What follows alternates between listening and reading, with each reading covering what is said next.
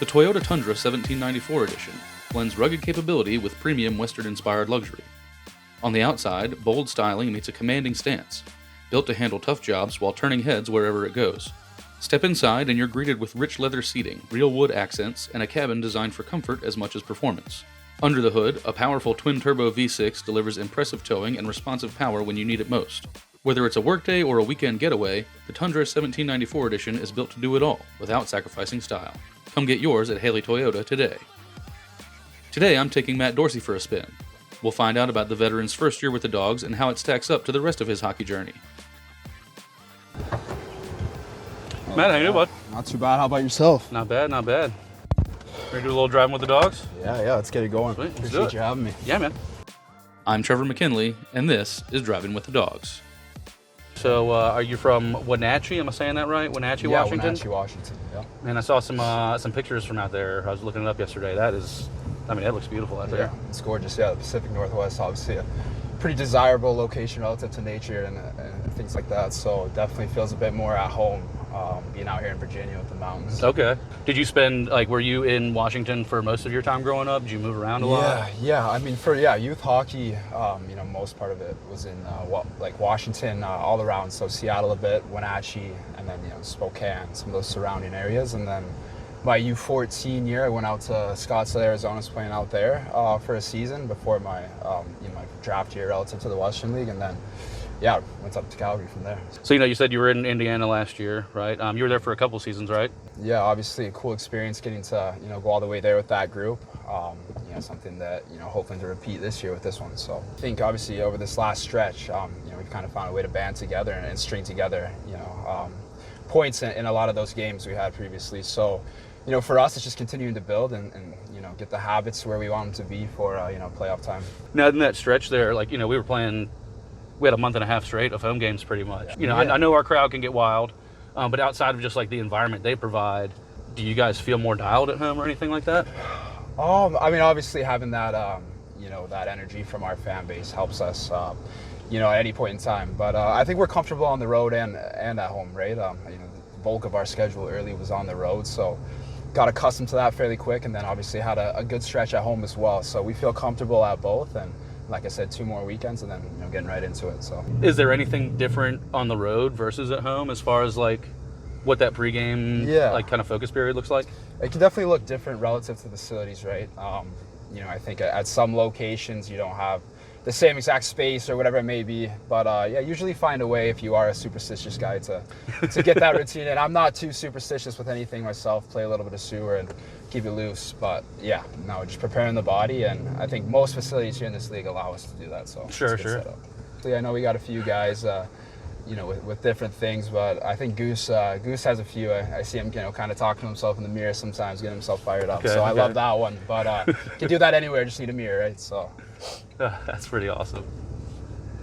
Beginning of the season, you came in and kind of were immediately put in a leadership role there. Yeah. Being one of the alternates. What was that like?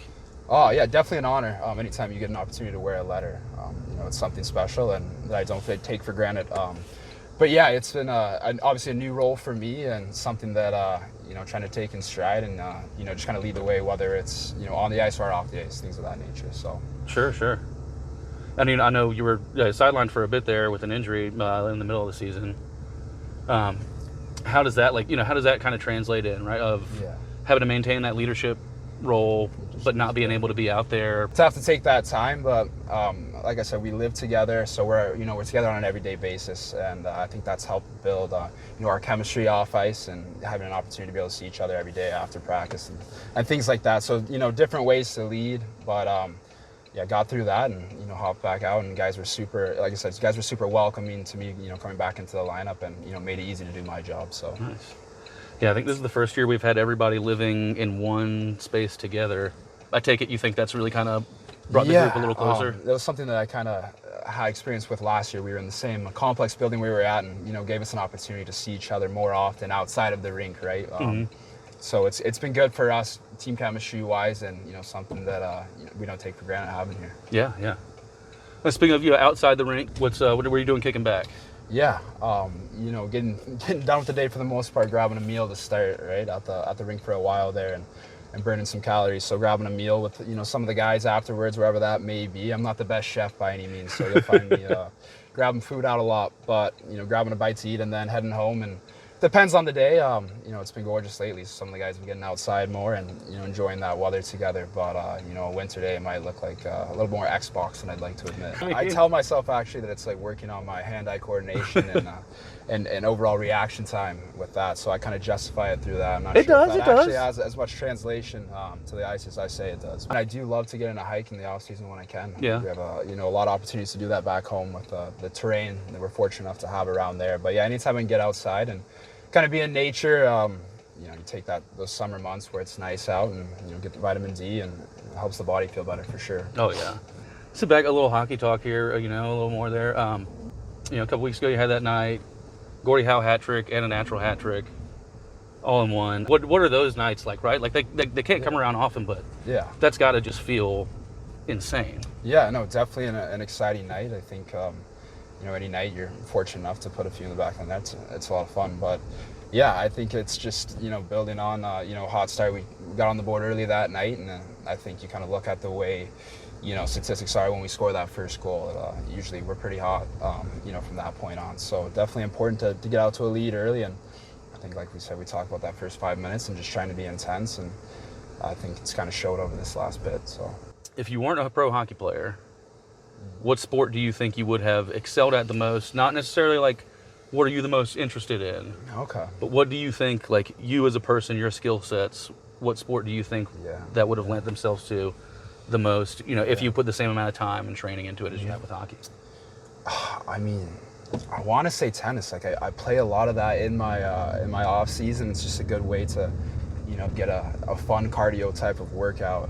When I first started a few summers ago, my buddies and I, we couldn't really hold a rally for too long, so it wasn't much of a workout. But as we've kind of, progressed over the last couple off seasons, it's been a lot of fun to be able to get to a point where you can get a good workout out of it. But yeah, I'm pretty rangy. I got long arms, so I figure, maybe a little bit of extra length to get to those balls and things of that nature, make up for maybe a lack in quickness. So be rangy. So is there anything, tennis or otherwise, that you've kind of used, not necessarily active recovery, but like a way to work on some other skills by way of a different activity entirely? Absolutely. One I can think of off the top of my head is just with basketball. I think I remember playing a few buddies over off seasons and just realizing I have no left-hand drive, right? Once they figured out that I could only go right, it was pretty easy to shut me down. So I had to, build, that left-hand drive skill set. So there's a while I was working on that over a summer and, just getting the coordination of that down and even taking it for a lay in left hand, right? There's the footwork of it and things of that nature. So there's definitely ways you can, improve your on-ice game through, other sports. And I think being a well-rounded athlete is always going to pay out. Yeah. At some point. So, yeah, trying to work on, I guess, all the different aspects of every sport and, hopefully comes back and, reflects in your play on ice too. So sure. It's been a pleasure in my first year here. I think the atmosphere of the Berglund Center and what they bring for us from an energy basis, it's I think kind of unmatched in too many other places. So obviously we appreciate what they are for us and can't wait to go on a deep run here in playoffs and hopefully bring one home. So all right, Matt, we're back here at the Berg. I appreciate you coming out with me today, man. It was a good time. Appreciate you having me. Sweet. Have a good one, bud. Take care. Driving with the Dawgs is sponsored by Haley Toyota, the official ride of the Rail Yard Dogs. Visit Haley Toyota online at haleyhasitforless.com and stay tuned for more episodes coming soon.